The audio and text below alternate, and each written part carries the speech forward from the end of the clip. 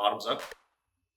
Hi, my name is Eric, and I was the creature effects supervisor on the film The Wretched, out from IFC Midnight.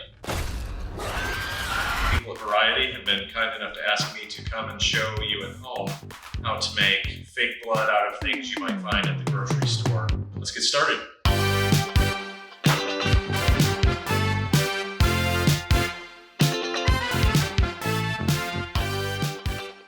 So when we're doing a film like The Wretched, usually we will buy a material called methicel, which is the same stuff they make slime with. When you saw Ghostbusters, Bill Murray was covered in methicel. He slimed me.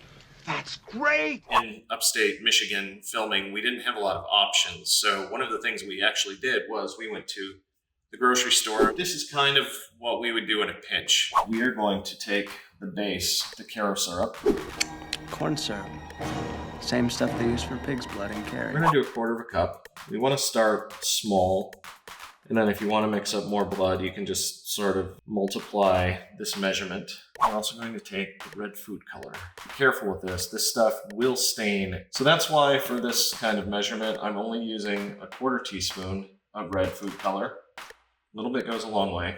After that, I will take exactly a 1/2 tablespoon of the Hershey's cocoa powder. So this is not regular water you would get from the tap. This is distilled water. So I like to pour a little bit of the water in, and I like to stir it sort of into a paste. Once I've seen that the blood is a little bit translucent, I'll add just a drop of green food color and a drop of the blue food color. And that's going to darken up the blood. But you can have the fresh oxygenated blood, which would be more red. You can add a little bit of the yellow food color. Now stand aside, worthy adversary. 'Tis but a scratch. A scratch? The more arterial blood is if it's a deep cut, and you're going to get that kind of deeper brownish look to your blood that's really kind of nasty and really gets into people's heads. Okay, so right here I have a 1/2 teaspoon of cornstarch. Pour a little bit of the water into the cornstarch. You don't want to use too much cornstarch because it technically is a thickening agent. You don't want to thicken it too much. You just want to opaque it out a bit. And if you find that your blood is running too kind of candy-like, you can add as much cornstarch as you need, but just remember that you're going to have to thin it with more of the distilled water at the end. The test I like to do is to put some on my hand. It's not bad. And here is the mouth blood before I'm going to add any soap or anything.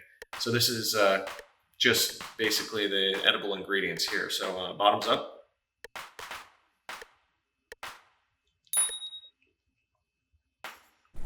So I've added a little more cocoa and a little more of the cornstarch into this just to make it a bit more opaque. I'm going to put some hand soap in this now. What this does, this allows it to sort of grip to your skin a little better. So I'm going to put 5 pumps of this in.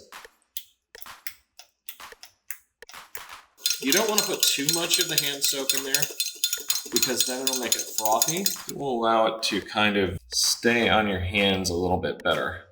And it goes into all these little cracks and crevices in your skin, which is what blood does. This is a nice kind of a recipe if you just want something that's going to drizzle down the face. Experiment a little bit and see what you like.